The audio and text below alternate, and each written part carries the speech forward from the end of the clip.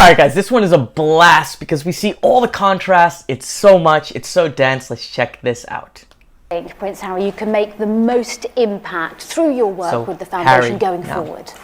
I think as William's touched on, as we've mentioned in the past, it's all about changing mindsets. I think the biggest successes that the Royal Foundation has had to date is all based around changing mindsets, whether it's the perception of wounded, injured and sick servicemen and women across the globe. The Invictus Games. Invictus Games, well, part of it. So to me it starts out pretty decent. He has some decent points, but you're gonna see like there's inklings when he's talking about the perception.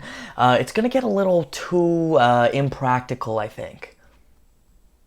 Invictus Games and Endeavour Fund as well, but also with Heads Together. You know, Heads Together is an amazing convening power, but also the perception of mental health now across this country and also in other countries has changed without a doubt. And I think the timing was absolutely perfect on that. But again, so not too bad, but it's not very specific, and you're gonna see William in a minute and the absolute specificity and the accuracy with his communication.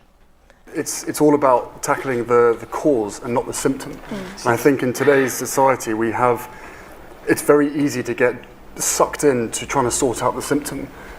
We the four of us and everybody at the Royal Foundation and all of us. I'm honestly a little bit undecided on this. At first I thought, okay, maybe this is kind of good, like I could see the point, but then I'm like, is there a little buzzwordiness in here? I'm not sure. You guys let me know what you think and see where it goes.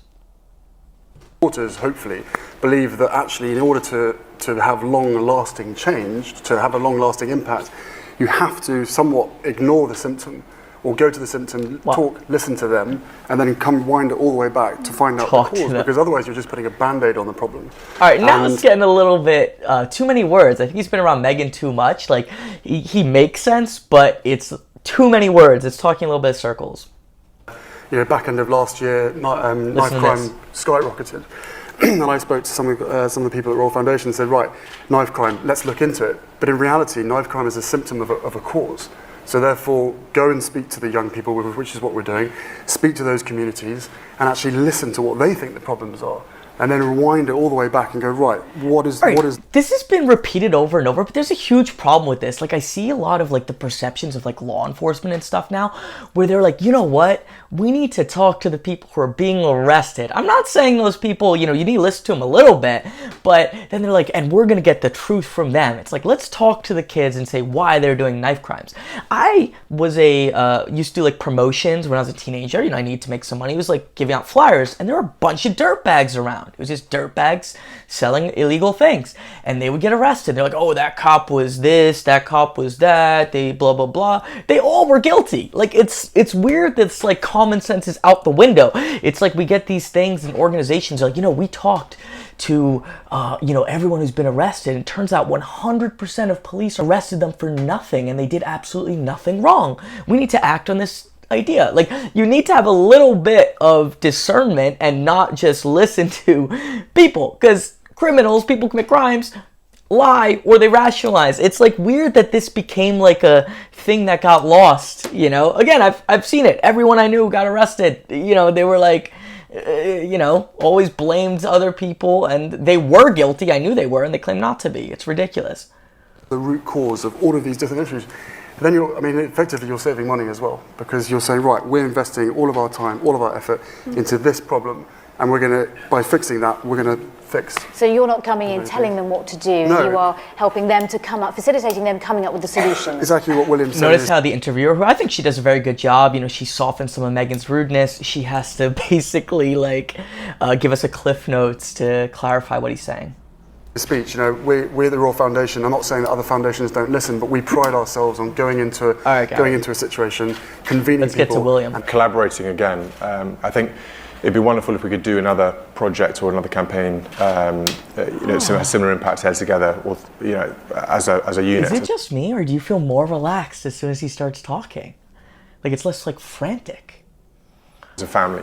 But I think we've got to be careful how and when we target those moments. You've got to use them carefully and you've got to plan for them. They take a lot of preparation to do. I think each of us have got our own ideas and work streams that we'd like to build upon. For me personally, I think following on from Heads Together, tackling male mental health, there's still a huge stigma and taboo. I'm going to get to that in 1 second, but William, it's so different. Like, to me, he's got leadership qualities. He's speaking accurately. He's speaking with confidence. He's speaking, like, bigger than himself, right? It's like, we're going to do this is that. Like, it's like someone with power, but who uses it well. Like, you'll see sometimes I criticize, like, Harry and Meghan, and I say there's a lot of, like, these, like, privileged people who use all this, like, buzzwords. That's really annoying. But what is nice to see is obviously William was born into a very high status position. He's going to be the king. But when you see someone who's not complaining, not pretending they're a victim, you know, even though he went through the same stuff Harry did, and using that power for good, like being a real leader, it's like, oh, that's a cool thing. You know, I can appreciate that. Watch this. And male mental health. Suicide, for instance, among young men is still one of the biggest killers in the country. Some of the statistics that came out from Heads Together was that we managed to create 800,000 new conversations amongst men on mental health. Two things right there. Hopefully we didn't miss it. He was mentioning the stigma around male mental health. But one, again, I'm a guy, so, you know, a lot of my female viewers, you could give your perspective on this. But when I hear Meghan talking about women, she's like, girls, it sounds very us versus them. To me, it sounds like he's not making it out like, oh, society's a problem, anyone else is the problem. He's like, you know what, men have this stigma, it's an issue, right? Like, to me, it feels like not exclusionary. Hopefully that's the word. It feels like it's not us versus them, even though he is talking about a issue for a particular group, which I think is the way things could be done. You'll also see, boom, accuracy, 800,000 conversations. He's very strategic. He's actually making things happen. It's the exact opposite. You're going to see Harry was totally general. He's not us versus them. And you're going to see Meghan, oh my gosh, in a second. Which we thought was really good. And the other interesting fact as well was that only 2% of people at work go to HR to talk about mental health. 2%. So that shows that, you know, work is one of the most stressful places that we go to every day, and the fact is that people aren't basically just great speaking. I think he'll make a great king. You know, he's a good leader, great speaker, and listening to different people, when you listen to them consistently, it affects your mind, right? Like, Harry's a bit frantic, not as good to listen to consistently. Excited about when it comes to the future of your work with the foundation? There's sort of lots that I think I'm hugely excited about with the foundation, from the foundation's perspective. They mentioning before about working together, you know, looking for William as well, looking at sort of long-term prospect is, you know, imagine if we were able to do sort of the Heads Together campaign with another So I find with her, I feel she's like a little nervous when she speaks, but like not in a bad way. Like, it's very endearing. She seems very genuine. And again, I think that's a good choice for William, that he married her. Like, Meghan pretended, like, convinced Harry, she's like, I gave up my life for you. Is like, you know, like, she wanted the fame. This is someone who maybe didn't want to be in a famous position, but like accepted it and actually wanted to marry the person. That's what I think about her. Of members of the royal family, I think that's so exciting to think that with so many more of us working on the same cause or similar causes, we could make a real impact. I also, for me personally, I'm really interested in keeping going with this sort of the mental health element. All right, basically with her, I think she comes off genuine. She's not bragging at all. She's a little bit nervous, but in my opinion, it's endearing. Like, it seems like that's a sweet person who's doing their best. Like, if I didn't know who she was, that would be the impression.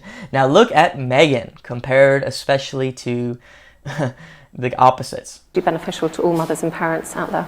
Meghan, you touched on it before. It's well known, you've championed the empowerment of women and young girls and promoting their self-worth. How do you hope to continue that work with the Royal Foundation? Listen to this. This is the key moment. Yes, I mean, I think that knowing that I've just been here for 3 mons, right? And in that amount of time. To me, that... Now that I've watched it like 3 or 4 times, and that didn't sound humble to me. To me, it's like, I've just been here for 3 months. Like, it didn't sound like, oh, I've not been involved. It sounded to me, and knowing her, that's like, yeah, I haven't been able to like shape things up as much as I wanted to. I don't know. I just felt some arrogance in the way she said it. Like, I've only been here 3 months, because that's always the frame that she creates. Like, I'm here fixing everything. Like, I'm this genius who fixes everything. And I will say about Meghan, I think she's mean, all these things. I do think she's fairly smart, but that doesn't mean she's competent at all these things. I don't think she is. She's just fairly smart, and uses her intelligence to manipulate people. Oh, but with that said, for me, it's very important to once you hit the ground running, even if you're doing it quietly behind the scenes, which is what I've focused my energy on thus far, is meeting with the right people, meeting with the right... Look at that, that's the opposite of doing behind the scenes. So she puts herself front and center as much as she possibly can, but now she's telling us she's working behind the scenes, like, without having attention. She always says the opposite. So that's like, isn't that the most arrogant thing ever? Or like the most attention seeking? Like, hey, I need to tell you guys that I'm actually working behind the scenes. I'm not seeking attention, I'm behind the scenes. So she wants us to know that all her being front and center, that's just the tip of the iceberg, because she actually does even more behind the scenes, and she's humble because she's telling us she works behind the scenes. It's kind of like Harry like releasing, oh, I'm calling my father. You know, that takes away the thing. You're not behind the scenes, humble person when you're telling everybody about it. And it's also not true. Organizations behind the scenes quietly, learning as much as I can so that I can maximize the opportunity we have here to really make an impact. Okay. I think what's interesting is I hear a lot of people saying when speaking about girls' empowerment, finding and knowing their worth, or women's empowerment as well, you'll often hear people say, well, you're helping her voice getting a little more tense, notice that? Find their voices. And I fundamentally disagree with that, because women don't need to find a voice. They have a voice. They need to feel empowered to use it, and people need to be encouraged to listen. And so I think right don't now... you feel like you're being chastised? Now, also, notice, William, I felt like that was inclusive. He's just like, there's this issue, male mental health. It didn't feel like us versus them. Meghan literally is like explicitly, no, this is us versus them. Women have their voice. I don't even want to talk to you that way, that chastising. I felt chastised when she's speaking. And I feel like so many people, and it's such a pet peeve of mine, use these causes like to be aggressive. Like, that's aggressive speaking. And then they gaslight you, right? So it's like, you know, we need to have this voice. And it's like this implication like you're bad while you're listening. Like, and this person gets to have this power of telling others off. But then if you react poorly to it, like, hey, like, you know, chill out, I feel attacked here. It's like, oh, you're against this cause, you're this, you have unconscious bias. It's gaslighting, and it's very annoying, and it's quite common here in my city in the United States, unfortunately. Climate that we're seeing with so many campaigns, I mean, with Me Too and Time's Up, there is no better time than to really continue to shine a light on women feeling empowered and people really helping to support them, men included in that. I mean, it makes such a tremendous... What did you do? What is empowering women? What is the benefit? You just said an us versus them frame. You just mentioned all these movements so maybe you can get some more clicks. And now you just look at Harry, like, put him in his place. You know, it reminds me, I don't know if you have watched South Park. They have the episode with Chef, and he's with the succubus and she like brainwashes him. It's very silly, but it reminds me of that a little bit. Like, she looks at Harry when she says it. Thanks for watching, everybody.